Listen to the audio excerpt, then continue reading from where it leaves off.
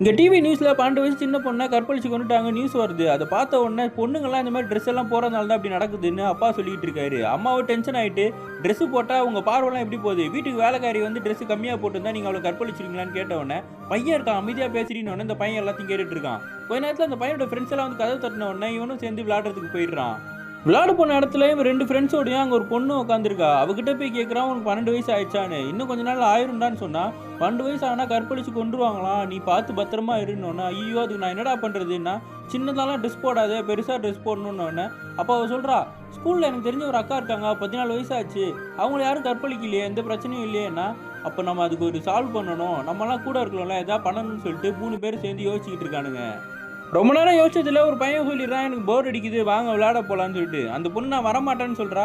"ஏன் 3 பசங்க கிட்ட தோத்துருவோம் நீ பயப்படுறியா? நாங்க 3 பேர் சேர்ந்தா சமைச்சிட்டாங்கன்னோனே பாப்போமான்னு" சொல்லிட்டு அந்த பொண்ணு பால புடிங்கிட்டு ஓடிடுறா. இந்த பையனுக்கு செம்ம ஐடியா கிடைக்குது. இவன் ஒரு பேப்பர்ல படம் மாரி வரைஞ்சுக்கிட்டு இருக்கான். அவங்கள கூப்பிட்டு காட்டுறான்.